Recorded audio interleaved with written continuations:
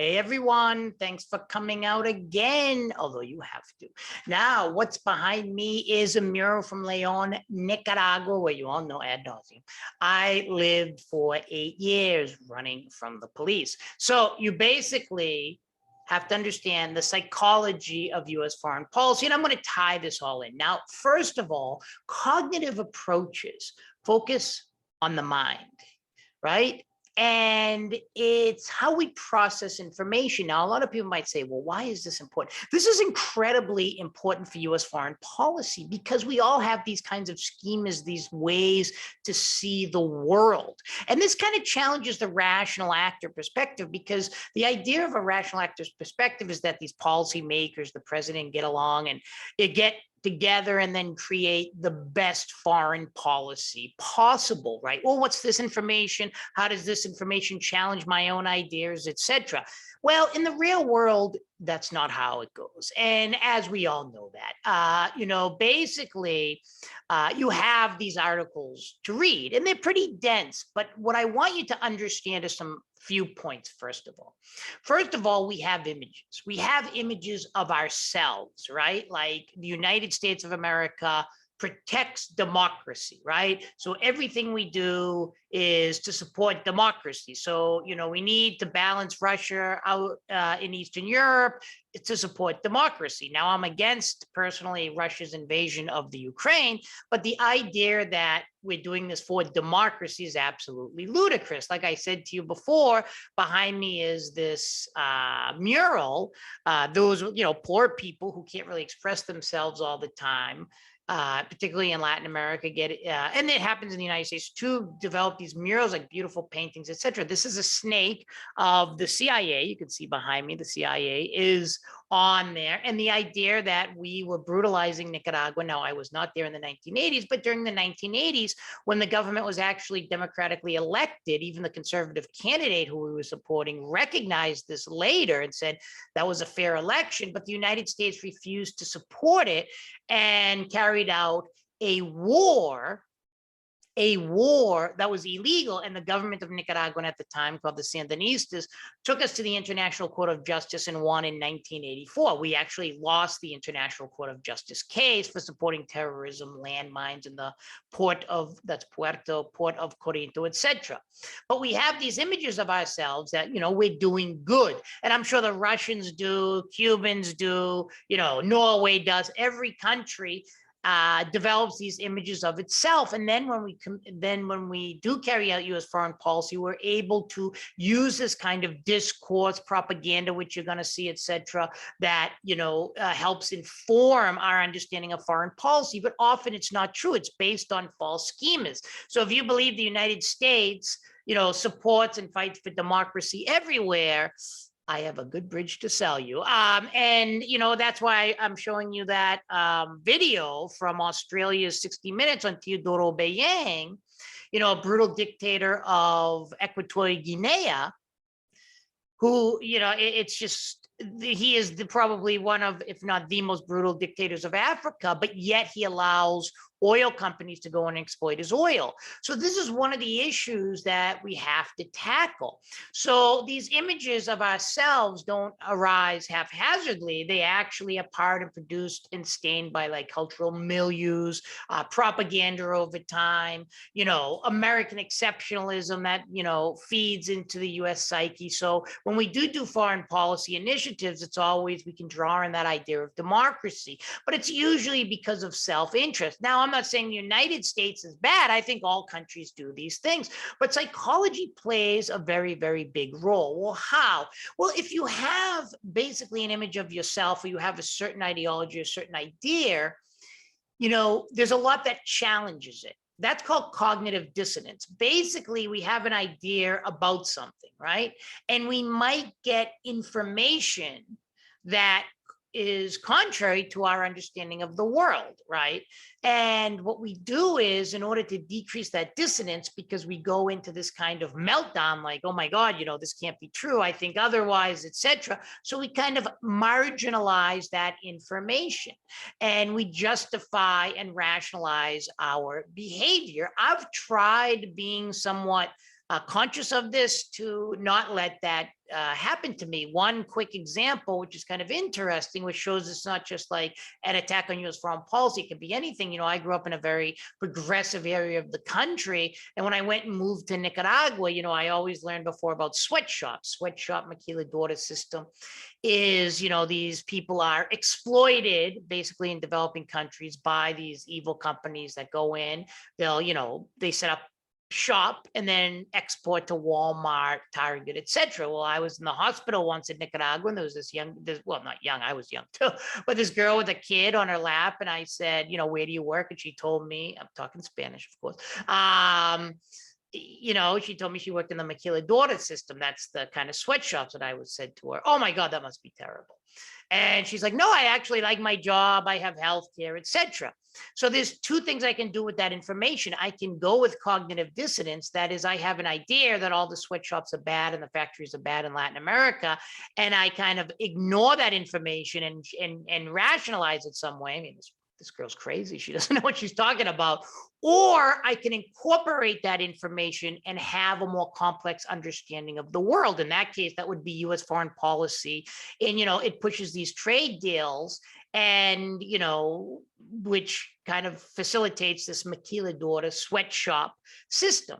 So I had to come to the conclusion that no, not all people hate their jobs in these factories in Latin America. Some people do like their jobs. Not all are bad. Not all are sweatshops. It depends on management, the type of company, etc. So that is exactly what cognitive dissonance is. It's like I could either say, no, the U.S. foreign policy foreign policy is all bad and this girl doesn't know what she's talking about and just ignore her, or I can incorporate that information to make a more complex understanding of U.S. foreign policy. So that's very important. Most people, unfortunately, I think, just kind of marginalize information. And that's why I'm showing you this Nicaragua thing with the CIA.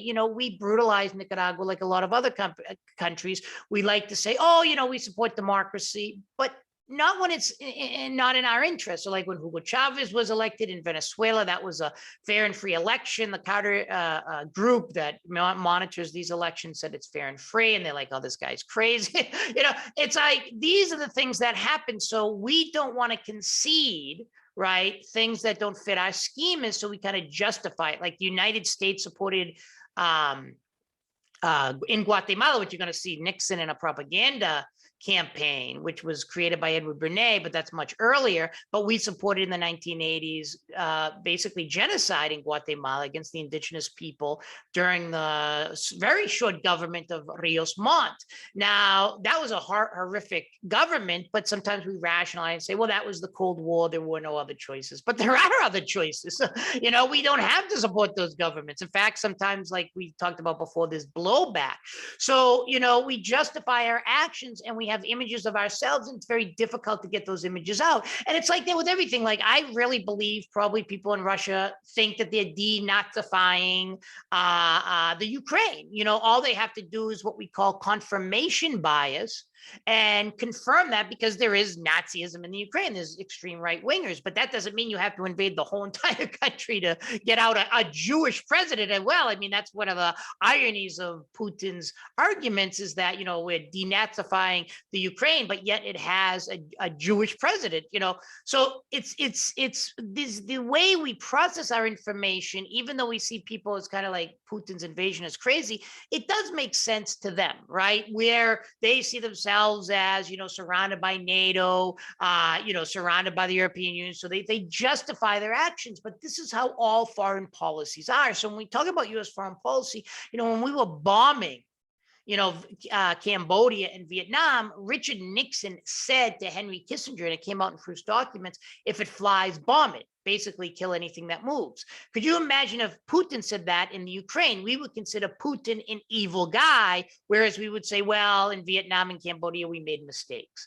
That is what we call attribution theory, which is very, very important. We have the tendency to attribute people's actions, other people's actions, to kind of evil deeds. That person is like that because, Russia is evil. That's why it's invading the Ukraine. Whereas when we were carpet bombing Vietnam and Cambodia and basically killing a lot of innocent people, we'll justify our action saying, well, that was a mistake. We're really good people, but we made a mistake. This happens a lot in U.S. foreign policy. I don't think these were mistakes. They're concentrated efforts at killing people.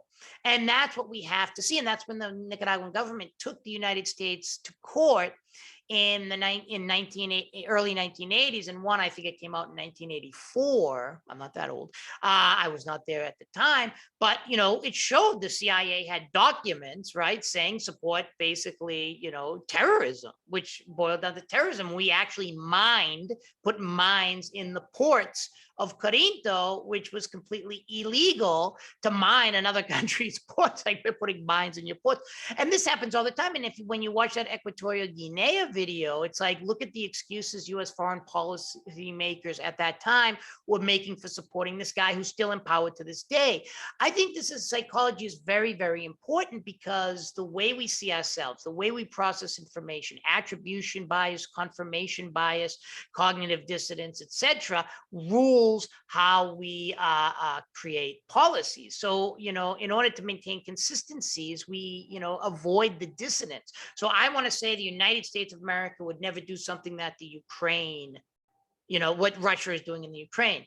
I would disagree with that. I would say we do it all the time. I mean, if you look at the horrifics of, the invasions of the Dominican Republic, Haiti, Nicaragua, we supported literally death squads in El Salvador that killed and raped nuns. And Alexander Haig, the Secretary of the State at the time, said, well, those nuns could have been, they weren't innocent. Yeah, those pistol packing nuns. It's like, are you serious? So basically, I'm not trying to throw a lot of information at you. I think that this is how we are as human beings. And that's why I even said in my own example of U.S. foreign policy related to trade, I wanted to think all trade was bad, right? So it's a more progressive argument. All these people are being exploited, but some people like their jobs. And when I was living in Nicaragua, a lot of people work for Coca-Cola now. I find Coca-Cola to be horrible, right? Tasty, but it'll kill you. I mean, that stuff's like crack. But the people who actually worked in Coca-Cola had decent jobs in Nicaragua. They liked their jobs. I taught them, and they did this. And in fact, the Nicaraguan government at the time was supporting this system where the maquiladora would help pay for these people, some of their employees, to study English. That's where I was teaching English. So I had to kind of reevaluate my opinion. So this isn't something I'm just attacking other people. I think we are all kind of susceptible to cognitive dissonance, confirmation bias, in which we look for information that supports our understanding. Like, sometimes we do support democracy, like in Iraq. I mean, I was not supportive of the Iraq war, but, the United States didn't just, slap on another dictatorship. There were elections, the same in Afghanistan. So we have to say to ourselves, okay, the United States did try to do something that I think was democratic, although I didn't support the wars. So, but confirmation bias, you have to also accept other information that kind of challenges your schemas, right? Like the United States of America supported illegal wars in El Salvador, Nicaragua, Haiti, Argentina, which more information is coming out on the dirty war. We supported the horrific dictators of Argentina, and we still to this day support horrific dictators, right? All over the world. Swaziland is run by a crazy, no offense if you're from Swaziland, king who has like 18 wives or 28 wives or something. This is the thing, is that, we have to be honest about it, and we can't ignore that information. And when we do have the tendency to make bad foreign policy decisions that create blowback. And the other thing is, one of the articles talks about is imaging the enemy, like how we kind of socially construct this enemy. So we have images of the enemy, and that's perpetuated and legitimized over time. And Edward Bernays, as you'll see in that documentary, was great at creating the idea of a communist enemy. And that's what we do. We create this idea of an enemy. And I'm not saying you don't have enemies. Obviously, the Nazis were our enemy, right? And there is real threats out there. But the thing is, it's sometimes difficult to differentiate where is a real threat and where there isn't. When we were bombing the former Yugoslavia, we accidentally bombed the Chinese embassy. Now, from a U.S. point of view, I'm going to have attribution bias and say, oh, well, that was an accident. Now, it probably was. I don't think the United States aimed to hit the Chinese embassy. But what happens if Russia hit an embassy in the Ukraine and it was an accident? We wouldn't say it was an accident. We would say, see, those Russians are like that. See how Putin is. That's, this idea of an, attribution theory. Their actions are bad, ours are good. Right. And of course, our enemy is going to do it on purpose. So this is one of the things, that's happening in the Ukraine crisis. Does Russia want to say bomb a hospital? We've bombed a lot of hospitals, and we always said that's collateral damage. That was an accident. I don't think Russia's aiming to bomb hospitals because I don't think it's in their interest, for bad press. But the thing is, when they bomb a hospital, it'll be like, okay, that's how those people are. So that's the idea of cognitive processes in foreign policy. Now, it's a lot, the literature, if you take, a more upper level course on psychology and foreign policy, we'll get more in depth. But at this level, we're just going to go over these things. And then, don't forget we have a groupthink. I love that video you're going to see on the Bay of Pigs. Groupthink is also a phenomenon happened during the Vietnam War, the Bay of Pigs, etc. And in a nutshell, you basically have a group of people, right? And it's a sociological phenomena because you're dealing with groups opposed to your own individual processes. And, there might be one or two people that disagree with a policy, but there's a certain mechanisms to make them go along. What are they? Well, one, you might have a very powerful personality and people are scared to death to challenge that personality figure. That happened in the Lyndon B. Johnson administration with Vietnam. He was always known for, being extremely tough Texan that you did not want to challenge. There's also the idea of, you're scared of ridicule, or maybe others in the group that disagree with you will ridicule you and not take your criticisms and incorporate it into the decision-making policies. You also have people who are scared to speak out, right? Because maybe they don't feel comfortable. I believe in the Bay of Pigs one, that's Fulbright, who wasn't like an Ivy Leaguer like us. He's from Arkansas, etc. So the Kennedy administration was very arrogant. But groupthink in a nutshell is basically the idea that you're in a group and you decrease any kind of criticisms of a policy when those criticisms are warranted and merited and deserve to be explored. And horrible foreign policy decision making has been created by that, and not just foreign policy, but the Challenger, when that was launched in the 1980s. I believe it was the Challenger. Someone can correct me if I'm wrong, the exact name. But, and they weren't supposed to launch it from Florida at that time because there were little icicles on it. And the group decided to ignore all that kind of criticism and reality. Basically, you're not supposed to do it, and they did it anyways, and it blew up, and there was a teacher on board. Some of the older students might remember, etc. But a lot of people attribute that decision to groupthink. They refuse to consider the criticisms. So I think one theme to kind of end here in the cognitive sociological, which is groupthink, and the whole propaganda, is that we refuse to accept criticism. There are mechanisms in both our own processes and social processes like groupthink that make us ignore the warning signs. And a lot of policy is based on that, and that becomes problematic. The Gulf War, the Iraq War, is also a case of groupthink and these cognitive processes. I mean, George Bush had the image that he was going to be able to create a stable Iraq. There was a lot of information that went against George Bush's decision making. One was General Shinseki, who basically said at the time, when he was in the Joint Chiefs of Staff, that it is going to be impossible with this light number of troops. That is, we went in with far too few troops to hold the country together.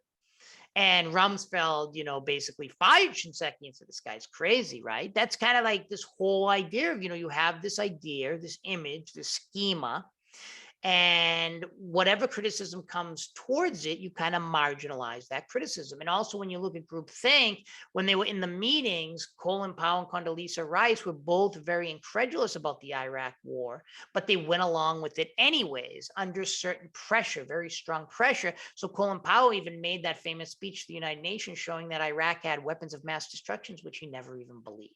So this is like real foreign policy. Why are people doing certain things that maybe there's other information showing us that these policies aren't the best? Well, there's a lot of reasons for that, and we kind of went through them. You have cognitive dissonance, you have groupthink, you have attribution theory, and then you have like confirmation bias, where you look for information that supports your certain policy. And then you obviously have just a broad range of other psychosociological phenomena, but we're going to focus on those for now. So watch the videos. We have propaganda always kind of convincing us that we're right. Even like right now with the Russia and the Ukraine, I mean, I'm sure most of the media in Russia, unfortunately, I don't speak Russian, but привет, пожалуйста, a little, they're getting, spoon-fed the Russian line, like we get spoon-fed the US line, right? Oh, it's supporting, freedom abroad, etc. That kind of propaganda feeds into the public.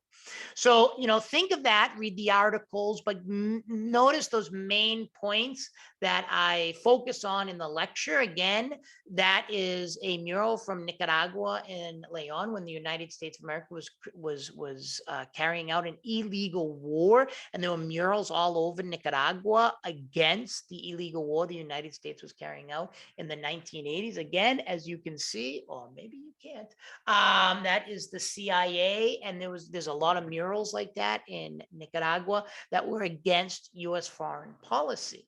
But, of course, when the Reagan administration was calling the Contra, they were a group of terrorists, they were brutal group of Nicaraguans in Honduras and Costa Rica. Those are the two borders of Nicaragua. And they were not the best people. They were drug dealers. In fact, you can see a little thing on Oliver North when the United States of America stopped support of the Contra. We sold weapons to Iran. That's like interesting. We sold weapons to Iran, our sworn enemy. So and then took the money and brought it back to the Contra, that's Nicaragua.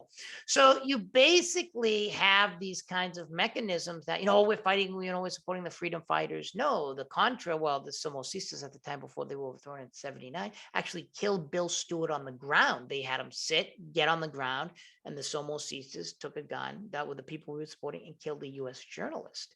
So I wonder if I can show that in the class. Okay, how about I'll put it up on the YouTube, and then you can see it for yourself. But you have to have, it is a real killing.